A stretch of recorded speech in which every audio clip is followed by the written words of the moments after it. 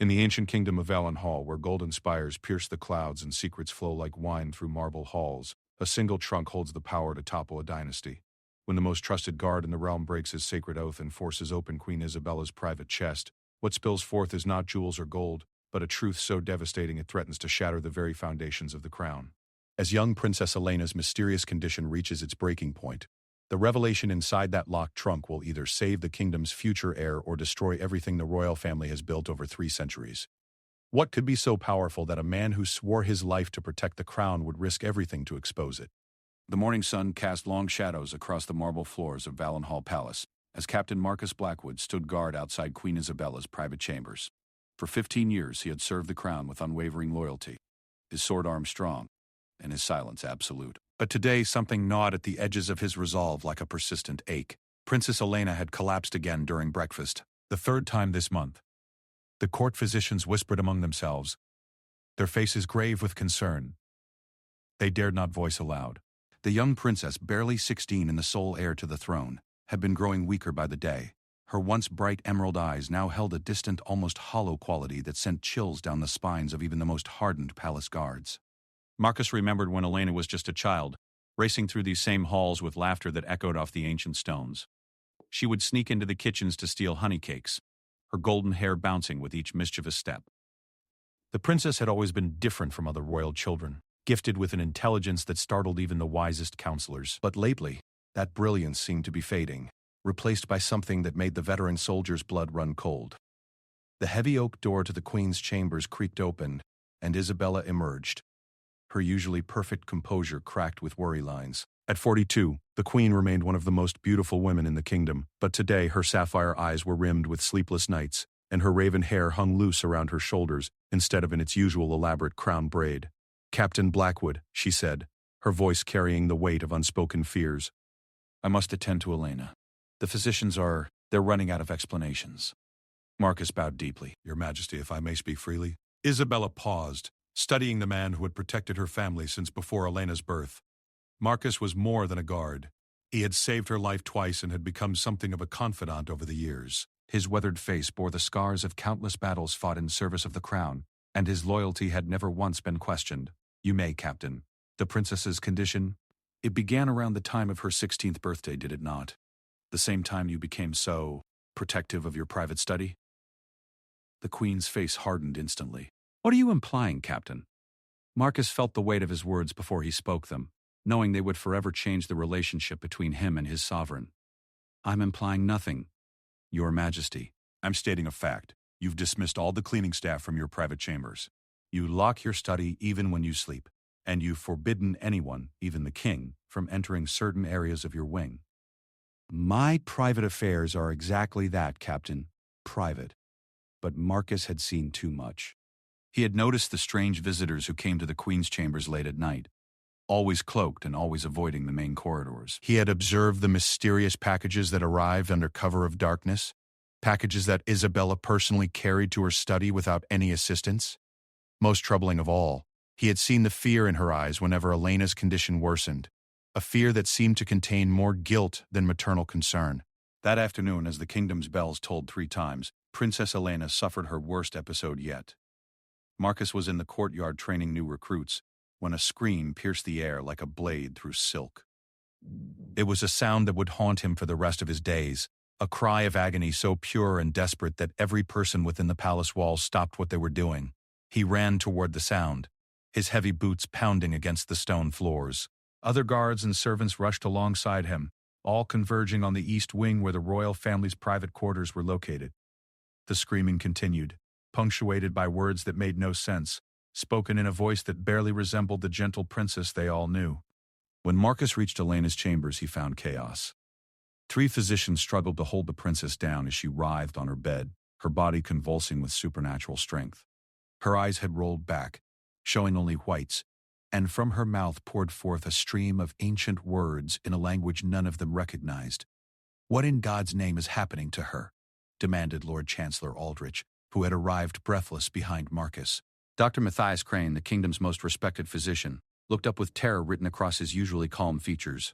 "I've never seen anything like this, my lord. It's as if something else is trying to speak through her." The princess's body suddenly arched off the bed with impossible flexibility, her spine bending at an angle that should have broken her back. The foreign words became louder, more urgent, and several servants crossed themselves while backing toward the door. Queen Isabella burst into the room at that moment, and the change in her demeanor was immediate and shocking. The bats, instead of the motherly panic one might expect, her face showed recognition. Terrible, guilty recognition. "Everyone out," she commanded with an authority that brooked no argument. "Now, Your Majesty, Doctor," Crane protested. "The princess needs immediate medical attention. This appears to be some form of seizure, but unlike any I've encountered in 30 years of practice." "Out!" Isabella's voice rose to near hysteria. "All of you, leave us!" As the room reluctantly emptied, Marcus lingered at the doorway. Through the gap he watched as Isabella approached her daughter with movements that seemed practiced, almost ritualistic. She began speaking in the same ancient language that had been pouring from Elena's lips, her words measured and precise. The princess's convulsions gradually subsided, and her eyes rolled back to their normal position. But what Marcus saw in those green depths was not relief or recognition. It was accusation, pure and damning, as Elena's gaze fixed on her mother with a clarity that seemed impossible given her previous state. "Why?" Elena whispered, her voice hoarse from screaming. "Why did you do this to me?" Isabella's composure finally cracked completely. She fell to her knees beside the bed, grasping her daughter's hands. "I thought I could control it. I thought I could give you power without the cost." Marcus felt his world tilt on its axis. The Queen's words suggested something far beyond any medical condition.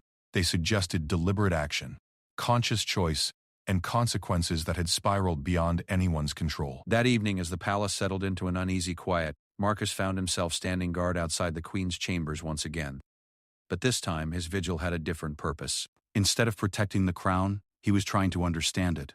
The Queen had locked herself in her study immediately after Elena's episode, refusing meals and visitors alike.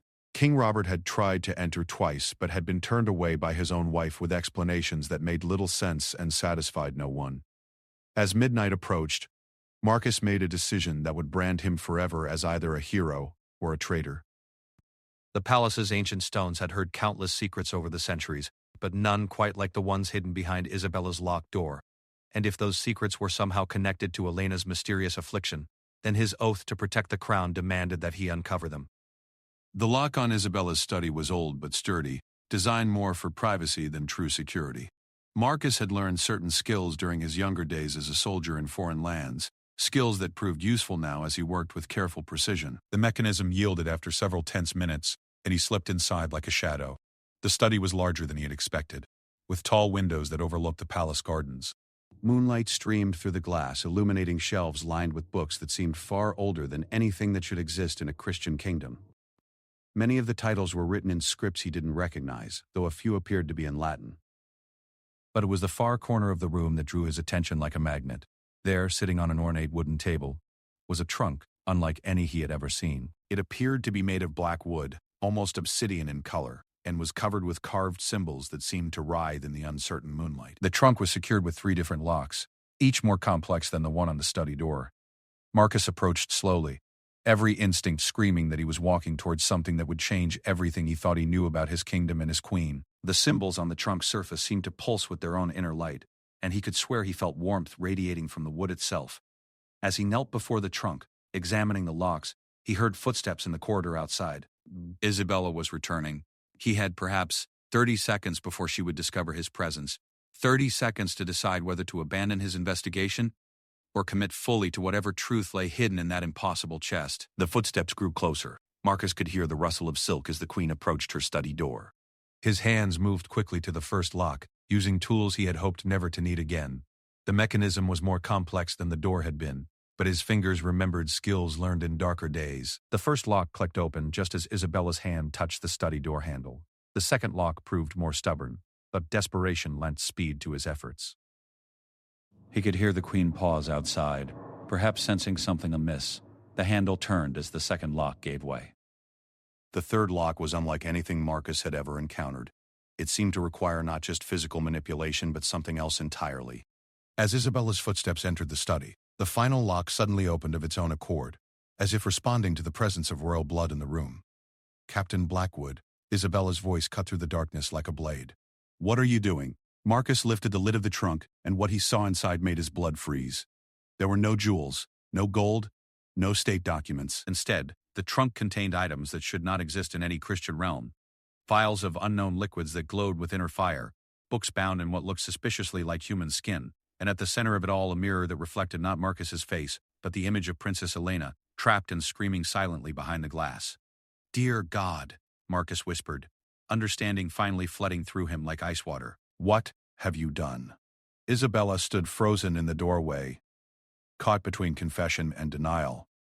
In her eyes, Marcus saw the truth she had been hiding. Queen Isabella had trafficked with forces beyond mortal understanding, and Princess Elena was paying the price. The mirror in the trunk began to crack, spiderwebbing across its surface as Elena's silent screams grew more desperate. Whatever bargain Isabella had made, whatever power she had sought to give her daughter, it was consuming the princess from the inside out. And Marcus realized that breaking open this trunk might be the only way to save Elena's soul, even if it meant destroying the kingdom in the process. Queen Isabella stepped into the study, her face a mask of fury and desperation that Marcus had never seen before. In the moonlight streaming through the tall windows, she looked less like the refined monarch he had served for 15 years and more like a woman pushed to the very edge of sanity. "You have no idea what you've done," she said, her voice trembling with barely controlled emotion. "Close it. Close the trunk. Now, before it's too late." But Marcus couldn't tear his eyes away from the cracking mirror. Elena's image behind the glass had become clearer, more desperate.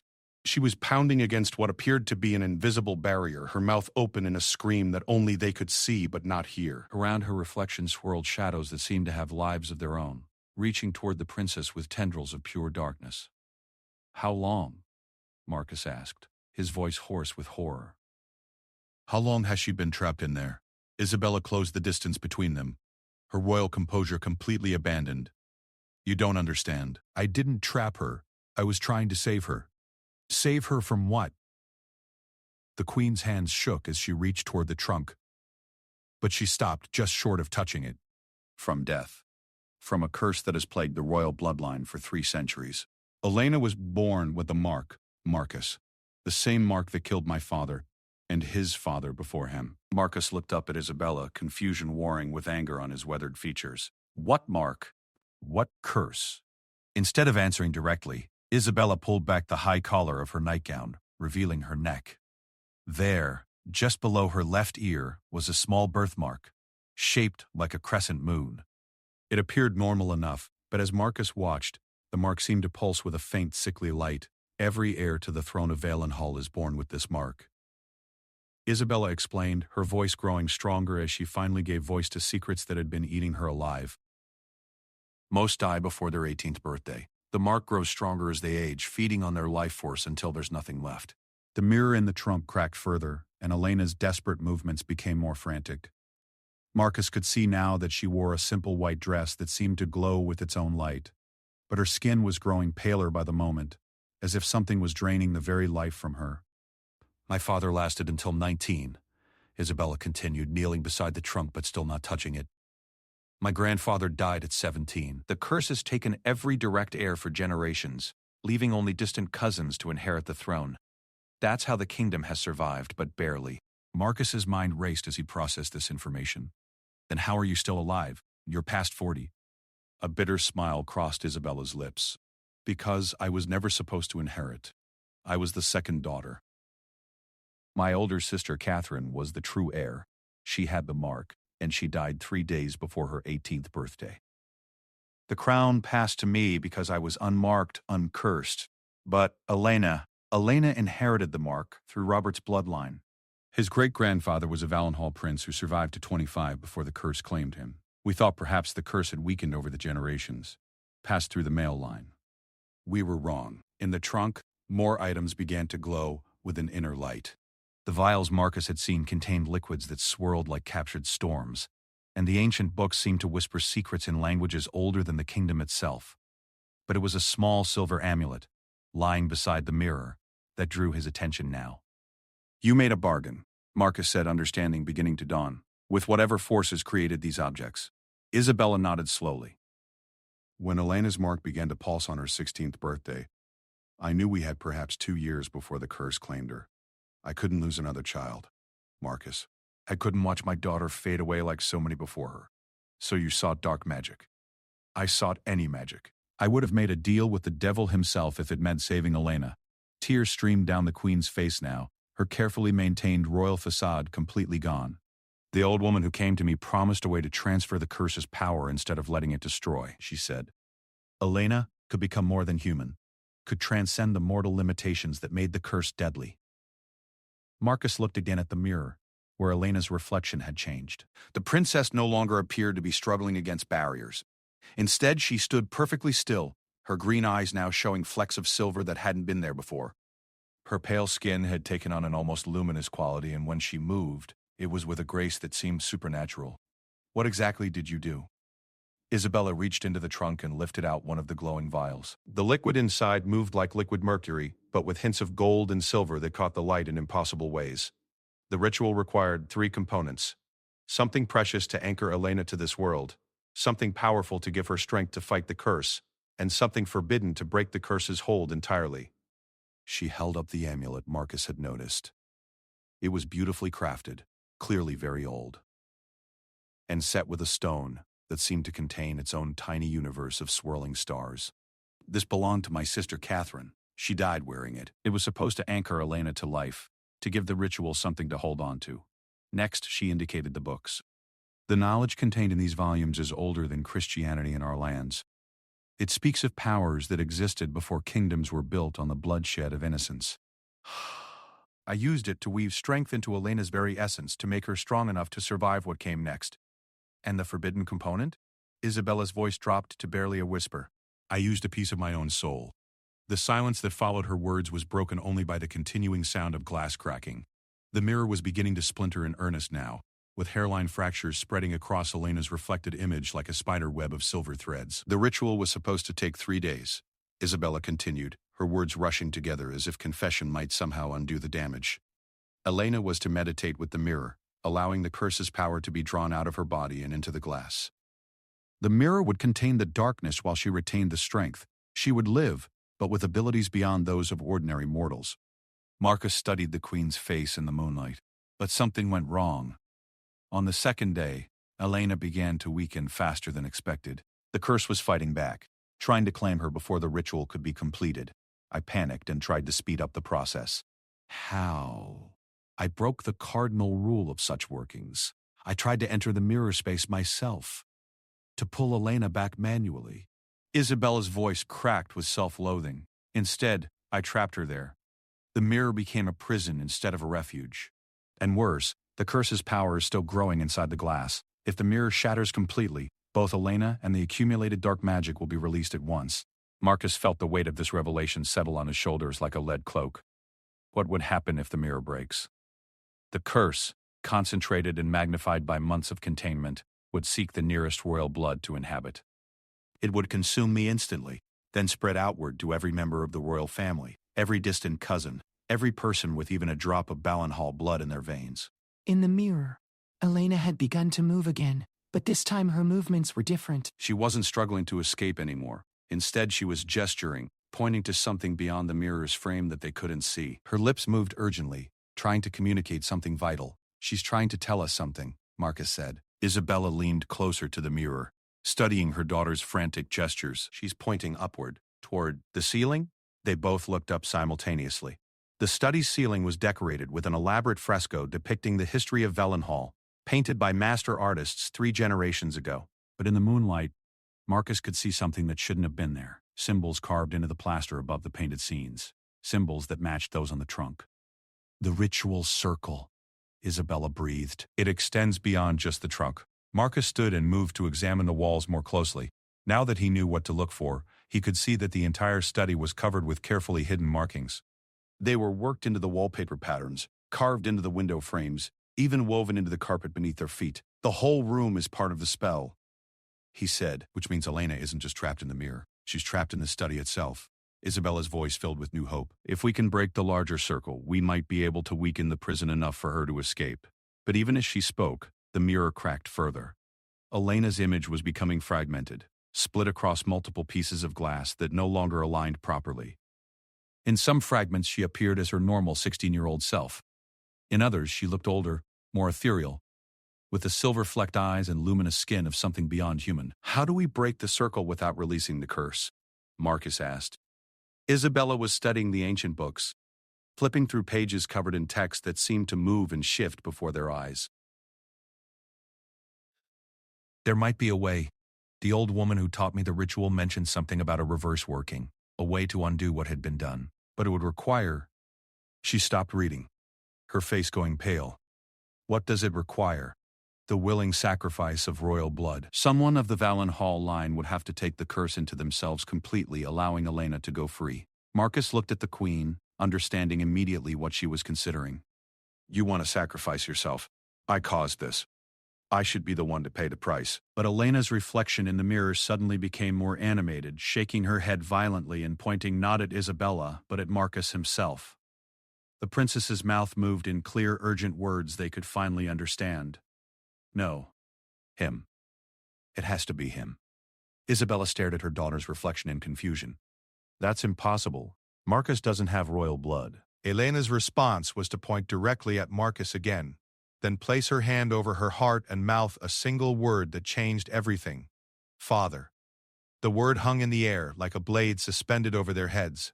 Marcus felt the blood drain from his face as Elena's reflection continued to mouth the word father with increasing urgency, her green eyes fixed on his with a desperate intensity. That's impossible, Isabella whispered. But her voice lacked conviction. She was staring at Marcus with new eyes, as if seeing him clearly for the first time in 16 years. Robert is Elena's father. Robert is... But her words trailed off as memories began to surface. Memories she had buried so deeply that they felt like someone else's life. 16 years ago, before Elena's birth, before the marriage to King Robert had been anything more than a political arrangement.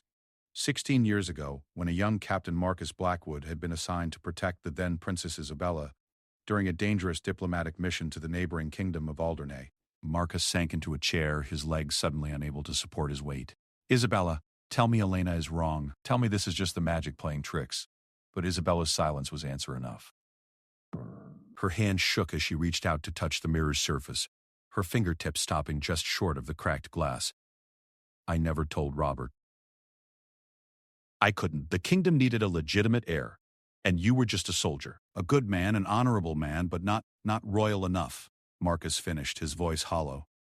The mission to Alderney lasted 3 months, Isabella continued, her words barely audible. Robert was already my betrothed, but the marriage hadn't been consummated yet. It was purely political, arranged by our fathers. I didn't love him. I barely knew him. In the mirror, Elena's reflection had grown more solid, more present. The cracks in the glass seemed to be healing around her image, as if her true parentage was somehow strengthening her connection to the physical world. But you loved me, Marcus said, and it wasn't a question. Isabella's tears fell freely now, with everything I had. But love doesn't override duty, Marcus. I was born to be a queen, to serve the kingdom before myself. When we returned from Alderney, I married Robert as planned. When Elena was born 8 months later, everyone simply assumed she was early. Marcus stood and moved to the mirror, studying his daughter's reflection with new eyes. Now that he knew the truth, he could see himself in her features. The stubborn set of her jaw, the way her eyebrows drew together when she was thinking, the particular shade of green in her eyes that matched his own. Does she know? He asked. She's known for 3 years, Isabella admitted. She figured it out on her own. Elena is far too intelligent for her own good sometimes. She never said anything directly, but the way she looked at you, the way she would seek you out for advice, instead of asking Robert, I think she's been waiting for one of us to tell her the truth. In the mirror, Elena nodded sadly, confirming her mother's words. Then she held up her left hand, showing them the crescent moon birthmark that Marcus now realized she had inherited not from Robert's distant royal lineage, but from him. You have the mark too, Isabella said, her voice filled with a terrible understanding. That's why Elena was born with it. That's why the curse claimed her. You're not just royal blood, Marcus. You're direct royal blood. Marcus pulled back the sleeve of his uniform, revealing his left wrist. There, usually hidden beneath leather bracers and fabric, was the same crescent moon birthmark that Elena and Isabella bore. But his mark was different, older, more pronounced. It pulsed with a dark energy that made the air around it feel cold. My grandmother told me stories, Marcus said slowly, pieces of his past finally making sense. She said my grandfather was a prince who gave up his claim to the throne for love. I always thought they were just fairy tales. Prince Marcus Valenhall, Isabella breathed. He was Robert's great-uncle. He disappeared from court 40 years ago. The records say he died in battle, but he didn't. He married a commoner and took her name, my grandmother's name. Marcus felt the weight of generations pressing down on him. Which means I'm not just Elena's father. I'm her only hope of survival. Elena's reflection in the mirror became more animated, and she began pointing to specific symbols carved into the study's walls. As she gestured, those symbols began to glow with the same sickly light as the birthmarks, creating a pattern that formed a perfect circle around the room. She's showing us how to complete the ritual properly, Isabella said, studying her daughter's urgent gestures. But Marcus, if you perform the reverse working, if you take the curse into yourself. I'll die, Marcus said simply. But Elena will live. There has to be another way. But Elena's reflection shook her head firmly, then pressed both hands against her side of the mirror. Where her palms touched the glass, the cracks began to spread faster, spider-webbing outward in all directions. The mirror won't hold much longer, Marcus observed. If it shatters while she's still trapped inside, what happens? Isabella consulted the ancient books again, her fingers tracing lines of text that seemed to write themselves as she watched. The curse will escape with magnified power. It will seek the strongest royal bloodline available, which would be me. Yes. But instead of a controlled transfer where you could potentially survive, it would be a violent absorption. The concentrated curse would kill you instantly, then jump to Elena, then to me, then to Robert and any other relatives it could find. The royal family of Valenhall would be wiped out in a matter of hours. Marcus looked around the study, taking in the glowing symbols, the impossible artifacts in the trunk, and most importantly, his daughter's desperate face in the cracking mirror.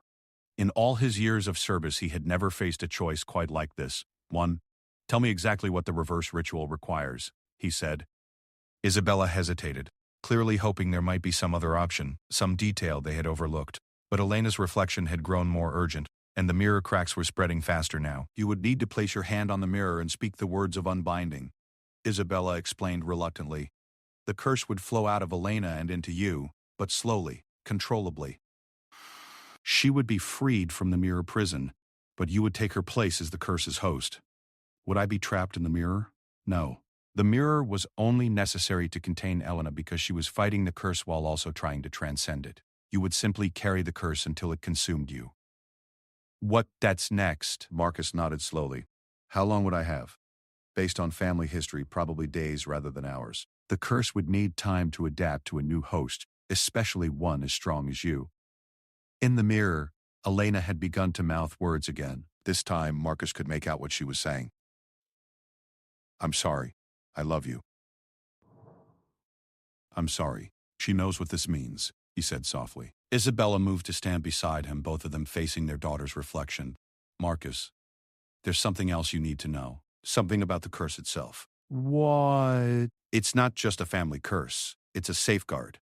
Isabella's voice dropped to barely a whisper. The first king of Valenhall made a bargain 3 centuries ago. He traded the lives of his heirs for the protection of his kingdom. As long as royal blood feeds the curse every generation, Valenhall will never fall to invasion, plague, or natural disaster. Marcus stared at her in horror. You're telling me the curse protects the kingdom? That's why it's never been broken. That's why the royal family has allowed it to continue. Every dead prince or princess has been a sacrifice to keep hundreds of thousands of citizens safe. But if I take the curse into myself and die, the protection would transfer to Elena when she eventually has children. The cycle would continue, but she would live to see adulthood, to rule, to potentially find a way to break the curse properly.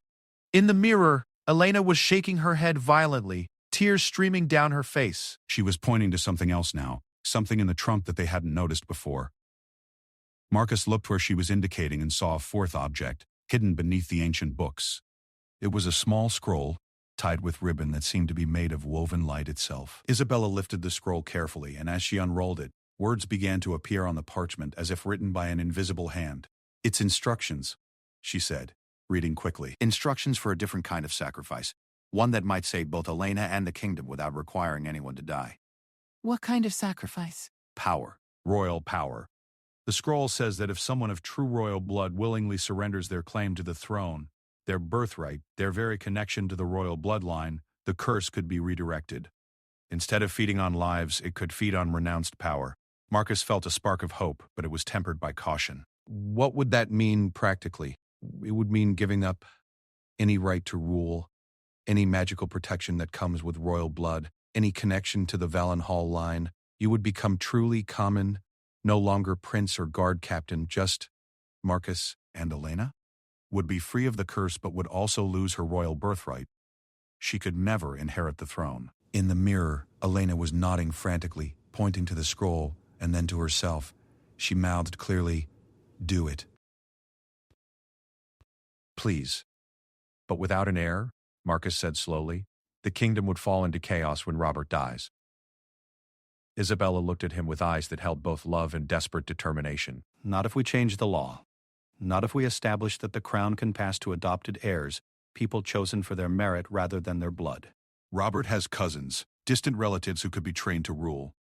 The mirror cracked further, and Elena's image began to fragment across multiple pieces of glass. They were running out of time. "The choice is yours, Marcus," Isabella said quietly. "Die to save Elena and preserve the old ways, or live to save both Elena and possibly change the future of the kingdom forever." Marcus looked at his daughter's desperate face in the breaking mirror, at the woman he had never stopped loving, and at the kingdom he had sworn his life to protect. And for the first time in his life, Captain Marcus Blackwood, bastard prince and faithful guard, chose love over duty. Marcus placed his hand on the scroll, feeling an immediate surge of energy that seemed to flow through every vein in his body. The parchment grew warm beneath his palm, and the words written upon it began to glow with the same silver light that flickered in Elena's eyes. "I, Marcus of the House Blackwood, born of royal blood and heir to the throne of Valenhall, do hereby renounce my birthright." He began, reading the ancient words that seemed to burn themselves into his memory as he spoke them. "I surrender my claim to crown and kingdom, my right to rule and be ruled by royal blood." The moment the words left his lips, not with pain, but with a strange tingling sensation that spread up his arm and across his chest, like warm wine in his veins. In the mirror, Elena's reflection grew brighter, more solid. The cracks that had been spreading across the glass slowed their advance, as if the very foundation of the curse was being altered by Marcus's declaration. "I renounce the magic of my bloodline," Marcus continued, his voice growing stronger with each word. "I cast aside the burden and privilege of royal heritage. Let the curse that has plagued my family find new purpose in protecting what I love, rather than destroying it." Isabella watched in fascination and terror as the symbols carved into the study's walls began to change. Where before they had pulsed with sickly, hungry light, now they glowed with something that seemed almost benevolent. The oppressive atmosphere that had filled the room for months was lifting, replaced by something that felt like hope. But the most dramatic change was happening to the trunk itself. The black wood that had seemed to absorb light was now radiating it, and the mysterious objects within began to transform. The vials of swirling liquid settled into clear, harmless water. The books bound in suspicious materials became ordinary leather tomes. Even the mirror began to clear the cracks sealing themselves as Elena's reflection became more vivid and present. "I sacrifice my royal power not for death but for transformation," Marcus said, reading the final lines of the scroll. "Let what was meant to destroy become what protects. Let what was meant to kill become what preserves. By my blood and my choice, let it be so." The birthmark on his wrist flared one final time, so brightly that Isabella had to shield her eyes. When the light faded, the mark was gone entirely, leaving only unmarked skin where the crescent moon had been for 40 years. In the mirror, Elena's reflection smiled for the first time since being trapped. She pressed her hand against her side of the glass, and this time her palm passed through as if the mirror were made of water instead of glass. "Elena!" Isabella cried out, as her daughter's arm emerged from the mirror, solid and real. Marcus reached forward to grasp Elena's hand, and the moment their fingers touched, she tumbled out of the mirror entirely, landing in a heap on the study floor.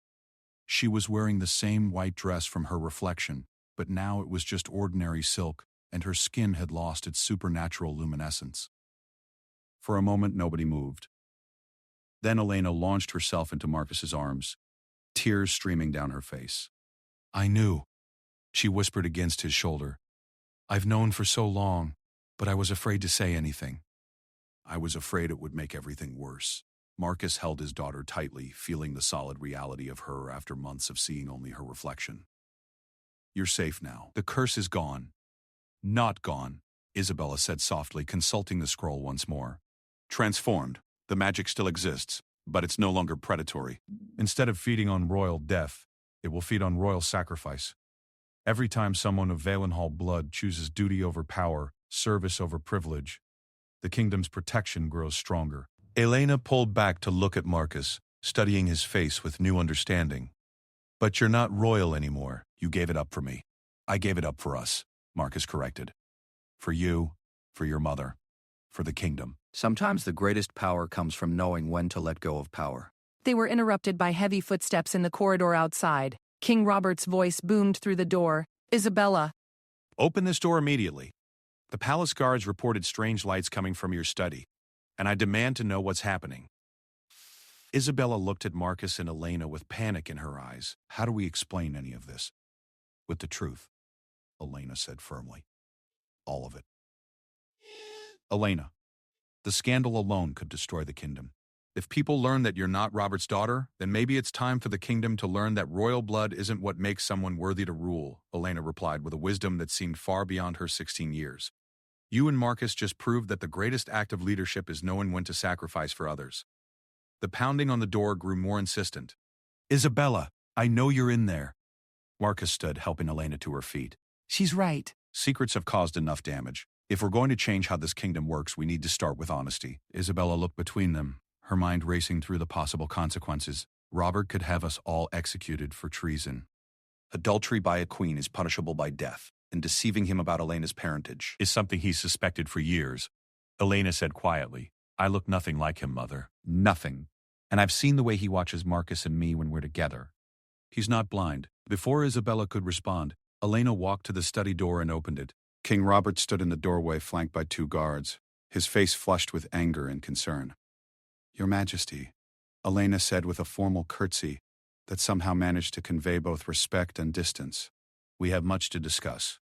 Robert's eyes swept the study, taking in the transformed trunk, the glowing symbols on the walls, and most importantly, the obvious family resemblance between Elena and Marcus that he had been trying to ignore for years. "I see," he said quietly. "And I suppose this discussion will finally include the truth?" Elena nodded. "All of it, including the truth about the curse, about my real parentage, and about what we've just discovered about the nature of royal power itself." Robert dismissed his guards with a gesture and stepped into the study, closing the door behind him. "Begin with the curse. I've known something was wrong with you for months, but Isabella refused to tell me what." Over the next hour, Isabella and Marcus took turns explaining everything. The family curse that had killed royal heirs for generations, the desperate bargain Isabella had made, the ritual that had gone wrong, and finally, the sacrifice that had transformed the curse's nature.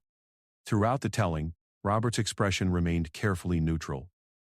When they finished, he stood in silence for several long minutes, processing what he had learned. "So," he said finally, "Elena is not my daughter by blood, but she has been my daughter by choice for 16 years. The curse that has protected our kingdom for centuries no longer requires death, only sacrifice. And Marcus, who has served as my most trusted guard, is actually my cousin and the rightful heir to the throne." "Was the rightful heir," Marcus corrected. I renounced that claim." "Yes." Which raises an interesting question about succession. Robert moved to the window, looking out over the kingdom he had ruled for 20 years. "I have no legitimate heirs now, no children of royal blood to inherit the crown. The law could be changed," Isabella said carefully. "Rules of succession have been modified before." "They have, but usually to ensure royal blood maintains control." Robert turned back to face them. "What you're suggesting is something far more radical." "You're talking about merit-based inheritance rather than bloodline inheritance." Elena stepped forward. "Your Majesty." "Robert, I know this complicates everything. I know it puts you in an impossible position. But I think what happened here tonight proves something important, which is that the kingdom is stronger when its leaders choose service over privilege. Marcus gave up a crown to save a daughter. Mother risked everything to protect someone she loved. Even you, right now, could choose to execute us all for deceiving you, but instead you're listening. You're considering what would actually be best for the kingdom. Robert studied Elena with new eyes. She was no longer the sick, mysterious princess who had been worrying him for months. She was vibrant, intelligent, and clearly destined for greatness regardless of her bloodline. "There is another option," he said slowly. One that might satisfy both tradition and innovation. They waited for him to continue. "I could adopt Elena as my legal heir. Not born of my blood, but chosen by my will. It would require approval from the council, but I believe they would support it given Elena's intelligence and the alternative of succession chaos." "And what about the curse's protection?" Marcus asked. "If the curse now feeds on royal sacrifice rather than royal death, then every selfless act by anyone in the royal family strengthens the kingdom. Elena's future sacrifices for her people, your sacrifice tonight, even Isabella's sacrifice of her secrets, all of it contributes to Valenhall's protection." Elena looked between the three adults who had shaped her life. Would that really work? Could we really change how the kingdom operates? "We could try," Robert said, "but it would mean acknowledging publicly that royal blood isn't what makes a ruler worthy. It would mean establishing the principle that leadership is earned through service, not inherited through birth." "That's a dangerous precedent," Isabella warned. "Other kingdoms might see it as weakness, or they might see it as evolution," Robert countered. "The world is changing, Isabella. Maybe it's time our kingdom changed with it." Marcus felt a weight lifting from his shoulders that he hadn't even realized he was carrying. What would happen to me in all this? I'm no longer royal, but I'm also the father of the heir apparent. Robert considered this. "You would remain captain of the guard, if you choose. But you would also need a new title. Something that reflects your unique position." What did you have in mind? A small smile crossed the king's face. "Lord Protector of the Realm, answerable only to the crown, responsible for Elena's safety and the kingdom's security. A position that could be inherited by merit rather than blood." Elena looked at Marcus with shining eyes. "You would be my official protector. No more hiding, no more secrets." "But what about us?" Isabella asked quietly. "What about?" She gestured between herself and Marcus, the question of their relationship hanging unspoken in the air. Robert was quiet for a long moment. "The marriage between Isabella and myself was always political. We've been good partners in ruling, but we've never been what you and Marcus are to each other." Isabella stared at him in shock. "Robert, I've known for years, Isabella. I've seen how you look at him, how he looks at you. I've seen how Elena seeks him out for comfort instead of coming to me. I'm not blind, and I'm not stupid." "Then why did you never say anything?" "Because duty required silence. But if we're truly going to change how this kingdom works, maybe it's time to consider whether duty and happiness have to be mutually exclusive." The implications of his words settled over all of them like dawn breaking over a new world. 6 months later, the kingdom of Valenhall had transformed in ways that no one could have predicted. The great throne room, which had witnessed countless ceremonies of bloodline and birthright, now hosted the most unusual royal gathering in the kingdom's 300-year history. Princess Elena stood before the assembled court, no longer the pale, weakening girl who had collapsed at breakfast so many months ago. Her green eyes sparkled with intelligence and determination, and the confidence in her bearing made it clear to everyone present that she would be a formidable ruler regardless of whose blood flowed in her veins. "Lords and ladies of Valenhall," she began, her clear voice carrying easily through the great hall. "Today we gather not to celebrate the accident of noble birth, but to witness the intentional choice of noble service." The ceremony they were about to witness had no precedent in Valenhall law. After months of careful negotiation with the royal council, King Robert had established new protocols for royal adoption and merit-based succession. Elena would become his legal heir, not through blood but through demonstrated worthiness and public acclaim. "The old ways served our kingdom for centuries," Elena continued, "but they also cost us dearly. Too many princes and princesses died young, taken by a curse that demanded royal blood as payment for our realm's protection. Today we transform that curse's hunger for death into an appetite for sacrifice willingly given." In the front row of the assembled nobility, Marcus stood in his new uniform as Lord Protector of the realm. The clothing was magnificent, bearing symbols that represented service rather than dominance, protection rather than power. Beside him stood Isabella, no longer queen in name but now serving as royal advisor for magical affairs, her expertise in ancient arts having proven invaluable in understanding the transformed nature of the curse. The past months had not been without challenges. Several neighboring kingdoms had initially viewed Valenhall's new succession laws with suspicion, worried that abandoning bloodline inheritance might inspire similar changes in their own realms. But when trade agreements continued to be honored, and Valenhall's military remained strong under Marcus's leadership, those concerns had gradually faded. More surprisingly, the kingdom's citizens had embraced the changes with enthusiasm. The story of Princess Elena's rescue and the revelation of the royal family's willingness to sacrifice privilege for the greater good had spread throughout the realm, inspiring a level of popular support that no royal family had enjoyed in living memory. "By the authority vested in me by Crown and Council," King Robert declared, stepping forward with a scroll that had been crafted by the kingdom's finest scribes, "I do hereby adopt Elena of Blackwood as my daughter and heir, not by blood but by choice, not by birthright but by merit earned." Elena knelt before the throne as Robert placed the crown of the heir apparent upon her head. It was a new crown forged specifically for this occasion, its design incorporating symbols of service, wisdom, and protection rather than conquest and dominance. "I swear by my life and my honor," Elena said, speaking the new oath that had been crafted to reflect the kingdom's transformed values, "to serve the people of Valenhall before myself, to seek wisdom over power, to choose sacrifice over privilege, and to remember always that true nobility lies in what we give, not in what we take." The assembled crowd erupted in cheers, but the ceremony was far from over. Elena stood and turned to face Marcus, who stepped forward to kneel before her. "Lord Marcus Blackwood," she said formally, "you have given up a crown to save a daughter, renounced royal blood to preserve royal purpose, and chosen love over law when law would have led to destruction. Will you accept the position of Lord Protector, to guard not just my life but the principles we have sworn to uphold?" Marcus looked up at his daughter, pride shining in his eyes. "I will, Your Highness. I will serve as protector, advisor, and father for as long as you have need of me. Then, by my authority as heir to the throne of Valenhall, I name you Lord Protector of the realm, guardian of the crown's conscience, and keeper of the kingdom's honor." The crowd cheered again, but several people noticed something extraordinary happening around the throne itself. The ancient symbols carved into the great chair, symbols that had remained dark and lifeless for generations, were beginning to glow with soft golden light. Isabella stepped forward from her place among the advisors, her voice carrying clearly through the hall. "The transformation is complete," she announced. "The curse that once demanded royal death now feeds on royal service. The more our leaders sacrifice for their people, the stronger our kingdom's protection becomes." As if to demonstrate her words, the golden light spreading from the throne extended throughout the hall, touching every person present with a warmth that felt like blessing rather than burden. For the first time in centuries, the royal family's magic was nurturing rather than consuming.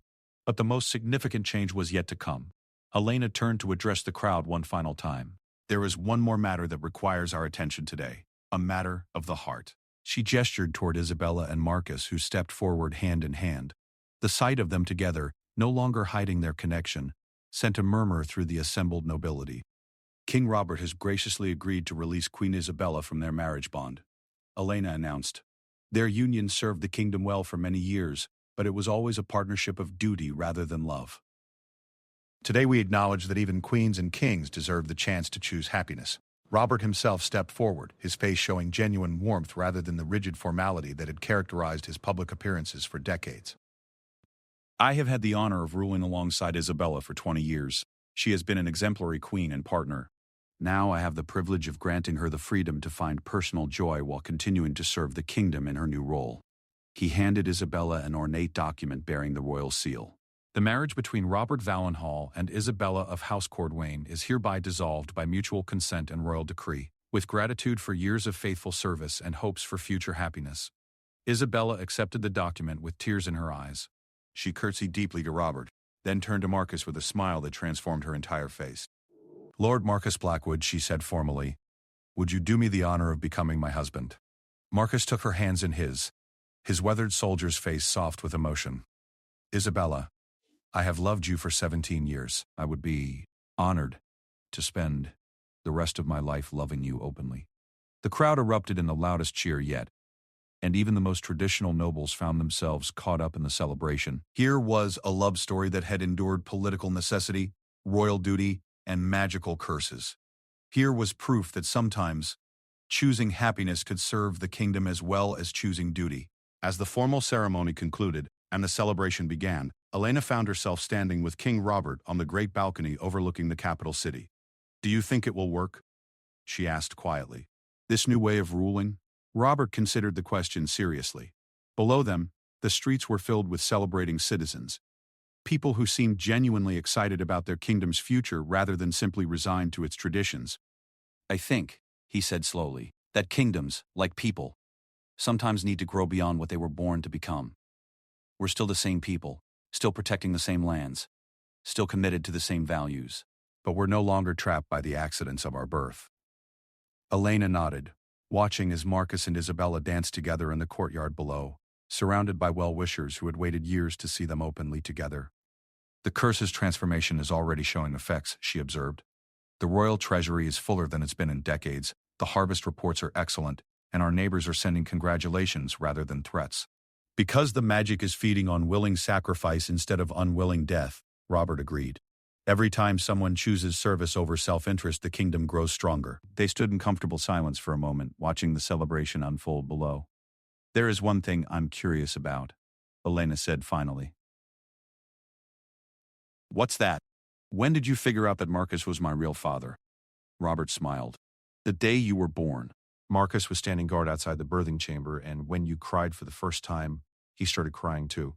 Not the way a loyal soldier cries for his princess, but the way a father cries for his daughter. Elena stared at him in astonishment. You've known for 16 years? I've known. I chose to wait and see what kind of person you would become, what kind of man Marcus would prove to be, and what kind of queen Isabella would grow into. All three of you exceeded my highest expectations. And you're truly all right with everything that's happened. Robert was quiet for a long moment, considering his answer carefully.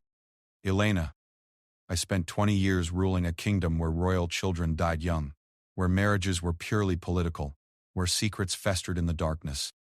Now I'm looking at a kingdom where love is celebrated, where leadership is earned, and where the magic that protects us feeds on joy rather than sorrow. He turned to face her directly. I think what happened here wasn't just the breaking of a curse. I think it was the beginning of something entirely new, and I'm honored to have played a part in it. Below them, the celebration continued late into the night. Marcus and Isabella were officially married in a simple ceremony at sunset, with Elena serving as the witness and Robert himself performing the rites. The entire royal court attended, along with hundreds of citizens who had gathered to celebrate their kingdom's transformation. As the stars appeared over Valenhall, the golden light that had emanated from the throne during Elena's adoption ceremony settled into the very stones of the palace. The building itself seemed more alive, more welcoming than it had in generations. In her private chambers that night, Elena sat before a new mirror, one that reflected only her own face with no hint of magical entrapment. She studied her features, seeing Marcus in her stubborn jaw and Isabella in her intelligent eyes, but also recognizing something that belonged uniquely to her. She was no longer Princess Elena of House Valenhall. She was Princess Elena of House Blackwood, adopted heir to the throne, daughter of a Lord Protector and a royal advisor, product of a love that had endured every obstacle the world could place before it. More importantly, she was the first heir to the throne of Valenhall who would inherit not because of her blood but because of her choices. The first princess who would rule not by birthright but by the freely given support of her people. The transformation of the curse had done more than save her life. It had freed an entire kingdom from the tyranny of accidents of birth and opened the door to a future where leadership would be earned through service, love would be celebrated rather than hidden, and the magic that protected them all would feed on willingness rather than force. As Elena prepared for sleep, she could hear music drifting up from the courtyard where her parents were still dancing, surrounded by friends and subjects who no longer saw any difference between the two roles. Tomorrow would bring new challenges, new opportunities to prove that the kingdom's transformation was more than just ceremony and celebration. There would be diplomatic negotiations with kingdoms that still clung to bloodline inheritance, domestic policies to implement that reflected their new values, and the ongoing work of building a government based on merit rather than birthright. But tonight, for the first time in her life, Elena fell asleep in a palace where secrets had been replaced by truth, where duty and love walked hand in hand, and where the future belonged, not to fate, but to choice. In the transformed trunk in Isabella's study, the mirror that had once imprisoned a princess now reflected only the bright possibilities of tomorrow. And in the symbols carved throughout the palace, the golden light of willing sacrifice continued to grow stronger, fed by every choice to serve others, every decision to put love before law, and every moment when the royal family of Valenhall chose to be worthy of their people's trust rather than simply demanding it by right of blood. The curse was broken. The kingdom was transformed, and in the morning, the real work of building a better world would begin.